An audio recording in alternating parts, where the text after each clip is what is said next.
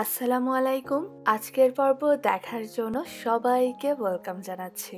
আমাদের আজকের আয়োজনে থাকছে ওভেন ছাড়াই খুবই সহজে চুলায় তৈরি টুনা পিৎজার রেসিপি। এই পিৎজাটা খেতে এত বেশি মজাদার হয়, কেউ খেলে বুঝতেই পারবে না যে এটা ঘরে তৈরি। আর পিৎজাটা চুলায় তৈরি করলেও ওভেনে তৈরি পিৎজার মতো একদম পারফেক্ট হয়। বরাবরের মতোই আজকের পর্বেও থাকছে চুলায় পারফেক্ট পিৎজা তৈরির অনেকগুলো টিপস। সবগুলো টিপস জানতে হলে ভিডিওটি শেষ পর্যন্ত দেখতে থাকুন। প্রথমেই পিৎজার ডো তৈরি করার জন্য নিয়ে নিচ্ছি 1 টেবিল চামচ চিনি। এবার চিনির সাথে কুসুম গরম পানি দিয়ে দিচ্ছি হাফ কাপ। পানিটা এমন গরম থাকতে হবে যেন হাত দিয়ে ধরা যায়। একটি হুইস্ক দিয়ে চিনি এবং পানি মিশিয়ে নিচ্ছে যতক্ষণ না পর্যন্ত চিনিগুলো একদম গলে যায়। এখন দিয়ে দিচ্ছি ইস্ট 1 চা চামচ। আমি এখানে 2 কাপ ময়দার জন্য 1 চা চামচ ইস্ট ব্যবহার করেছি। এর বেশি ব্যবহার করলে কিন্তু ইস্টের গন্ধ আসবে আর তখন পিৎজাটা খেতে ভালো লাগবে না। ইস্ট ময়দায় অ্যাড করার আগে অবশ্যই চেক করে নেবেন ইস্ট ভালো কিনা, কারণ ইস্টের ডেট এক্সপায়ার্ড হয়ে গেলে সেটা দিয়ে ডো তৈরি করে পিৎজা তৈরি করলে কখনোই ভালো হবে না। এবার মিশ্রণটা একটি ঢাকনা দিয়ে ঢেকে রেখে দিচ্ছি 10 মিনিট। এবার একটি মিক্সিং বোলে নিয়ে নিচ্ছি 2 কাপ ময়দা। অল পারপাস ফ্লাওয়ার অথবা প্লেন ফ্লাওয়ার যেটা, আমি এখানে সেটাই ব্যবহার করছি। এবার লবণ দিয়ে দিচ্ছি 1 চা চামচ। এখন ময়দার সাথে লবণটা মিশিয়ে নিচ্ছি। তেল অ্যাড করার পর লবণটা মিশতে চাইবে না, তাই আমি আগেই মিশিয়ে নিচ্ছি। তেল দিয়ে দিচ্ছি 1/3 কাপ। আপনারা চাইলে তেলের বদলে মেল্টেড বাটার অ্যাড করতে পারেন। তেলটাও ময়দার সাথে ভালোভাবে মিশিয়ে নিচ্ছি, তাহলে পিৎজার ডোটা পারফেক্ট হবে। এদিকে ইস্ট অ্যাক্টিভ হয়ে যাওয়ার পর একটি হুইস্ক দিয়ে নেড়ে মিশিয়ে নিয়ে এরপর আমি ইস্টের মিশ্রণটা ময়দার সাথে অ্যাড করব।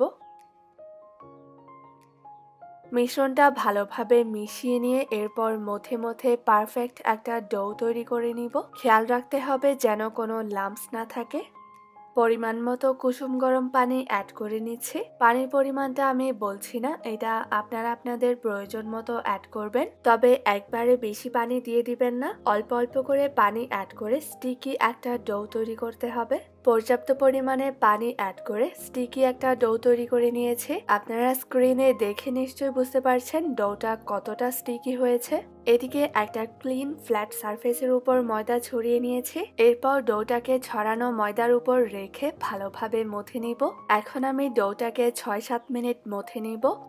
ডো মথার সময় আপনাদের যদি মনে হয় এখানে আরো ময়দা লাগবে তাহলে আপনারা অ্যাড করে নিতে পারেন, তবে আমার মনে হয় যে এখানে এক্সট্রা ময়দার প্রয়োজন নেই। এমনিতেই ডোটা একদম পারফেক্ট হয়ে গেছে। এখন কিন্তু আর আগের মতো অতটা স্টিকি নেই। ডো মথা হয়ে গেছে। এখন আমি ডোটাকে এভাবে করে রাউন্ড শেপ দিয়ে দিচ্ছি। এবার বোলের মধ্যে সামান্য একটু তেল এবং ময়দা ছিটিয়ে দিয়ে ডোটাকে বোলের মধ্যে রেখে দিচ্ছি। এরপর ডোয়ের উপর সামান্য একটু তেল লাগিয়ে দিচ্ছি, এতে করে ডোটা ড্রাই হয়ে যাবে না। এখন ডোটাকে ক্লিন ফিল্ম দিয়ে ঢেকে রেখে দিব 1 ঘন্টা। এদিকে পিৎজার ডোটা প্রায় 3 গুণ ফুলে গেছে। এখন ডোয়ের ভেতরের বাতাসটা বের করে নিচ্ছি। যেহেতু আমরা ডোটাকে আগেই ভালোভাবে মথে নিয়েছি, তাই এখন ডোটাকে মথে নেওয়ার কোনো প্রয়োজন নেই। এই ডো দিয়ে আমি 2টো পিৎজা তৈরি করব, তাই আমি ডোটাকে 2 ভাগ করে নিচ্ছি। এবার ডোটাকে রাউন্ড শেপ দিয়ে দিচ্ছি। পিৎজা তৈরির জন্য কতটুকু ডো নিতে হবে সেটা নির্ভর করে আপনাদের প্যানের সাইজের উপর, তাই ডোয়ের পরিমাণটা আমি বলছি না। পিৎজা তৈরি করার সময় যে ডোটা আপনারা পরে ইউজ করবেন সেটাকে এভাবে করে ঢেকে রাখবেন, এতে করে ডোটা ড্রাই হয়ে যাবে না। এদিকে একটা ক্লিন ফ্ল্যাট সারফেসের উপর ময়দা ছড়িয়ে নিয়েছি। এখন এর উপর পিৎজার ডোটা নিয়ে হাত দিয়ে চেপে চেপে রাউন্ড শেপের একটা পিৎজার রুটি তৈরি করে নিব।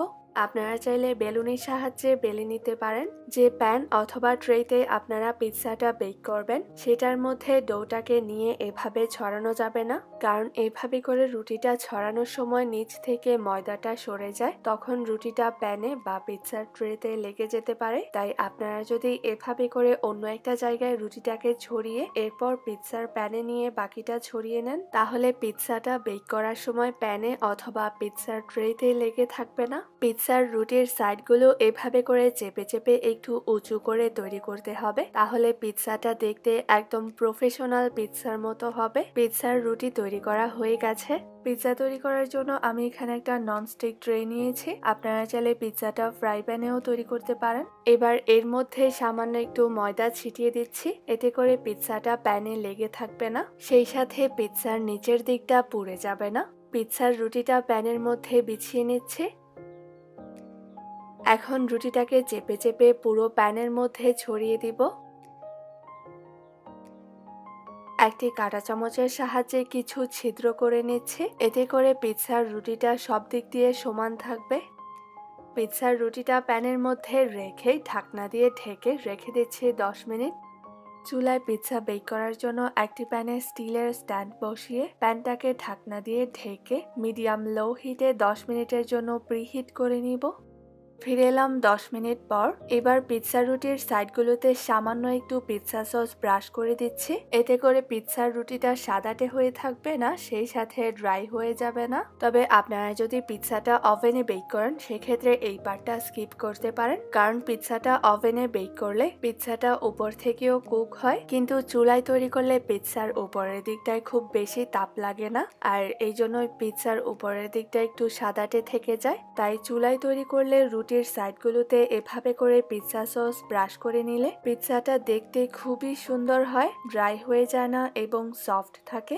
ঘরে তৈরি পিৎজা সস দিয়ে দিচ্ছি পরিমাণ মতো। পিৎজা সসের রেসিপির লিংক ডিসক্রিপশনে দেয়া আছে। পিৎজা সসটা আমি একটু ঘন করেই তৈরি করেছি, তাহলে পিৎজাটা বেক করার সময় সসটা ছড়িয়ে যাবে না। পিৎজায় সসের পরিমাণটা একটু বেশি হলেই খেতে মজাদার হয়। যদি সসটা পরিমাণে কম হয় তাহলে পিৎজাটা ড্রাই হয়ে যায়, তখন পিৎজাটা খেতে একদমই ভালো লাগে না। দিয়ে দিচ্ছি গ্রেটেড মোজারেলা পরিমাণ মতো। আপনারা চাইলে এখানে চেডার চিজও অ্যাড করতে পারেন। পরিমাণে একটু বেশি মোজারেলা দিয়ে পিৎজাটা তৈরি করব, তবে আপনারা চাইলে কম অ্যাড করেও পিৎজা তৈরি করতে পারেন। টুনা ফিশ দিয়ে দিচ্ছি পরিমাণ মতো। পিৎজা তৈরির জন্য আমি এখানে ক্যান টুনা ব্যবহার করেছি, যেটা অলিভ অয়েলে থাকে, কিন্তু আমি টুনা ফিশটাকে একটি ছাঁকনিতে নিয়ে তেলটা ছেঁকে নিয়েছি। চেষ্টা করবেন ভালো কোয়ালিটির টুনা ব্যবহার করতে, তাহলে পিৎজাটা খেতে খুবই মজাদার হবে।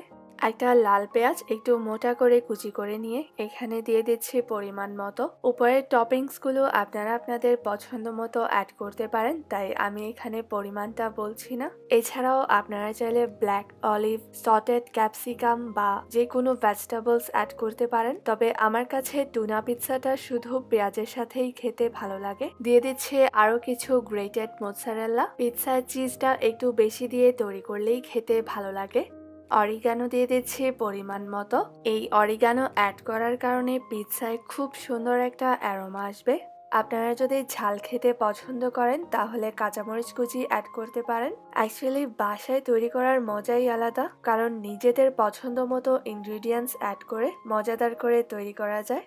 এবার প্রিহিটেড প্যানের মধ্যে পিৎজাটা রেখে চুলার আঁচ একদম লো হিটে রেখে ঢাকনা দিয়ে ঢেকে 15 থেকে 20 মিনিট সময় ধরে পিৎজাটা বেক করে নিব। পিৎজাটা হয়ে গেছে, সেই সাথে চিজগুলোও মেল্ট হয়ে গেছে। এই 20 মিনিটের মাঝে 15 মিনিট পরেই আপনারা একটা কাঁটা চামচের সাহায্যে একটা সাইড থেকে পিৎজাটা একটু উপরে উঠিয়ে নিচ থেকে চেক করে নেবেন। যদি পিৎজার নিচের দিকটা ব্রাউন হয়ে যায় তাহলে বুঝে নিতে হবে যে পিৎজাটা হয়ে গেছে, আর যদি সাদাটে থেকে যায় তাহলে আরো 5 মিনিট কুক করতে হবে। এর কারণ হচ্ছে ফ্রাইং প্যানটা পাতলা হলে পিৎজাটা তাড়াতাড়ি হয়ে যায় এবং পুড়েও যেতে পারে, তাই এভাবে করে চেক করে করে পিৎজাটা তৈরি করলে পিৎজাটা পুড়ে যাওয়ার ভয় থাকে না। পিৎজাটা সাইড থেকে দেখে আপনারা নিশ্চয়ই বুঝতে পারছেন পিৎজাটা আমি একটু ভারী করে তৈরি করলেও এটা প্রপারলি কুক হয়েছে। নিচ থেকেও পিৎজাটা একদম হালকা ব্রাউন একটা কালার এসেছে, একটুও পুড়ে যায়নি। দেখুন পিৎজাটা ভেতর থেকে একদম ভালোভাবে কুক হয়েছে এবং ব্রেডের মতো সফট হয়েছে। রেসিপিটি অবশ্যই ট্রাই করবেন। আমাদের রেসিপি ভালো লাগলে লাইক এবং শেয়ার করে সেই সাথে আমাদের চ্যানেলটি সাবস্ক্রাইব করে সাথেই থাকুন। আজকের রেসিপিটি দেখার জন্য অনেক ধন্যবাদ।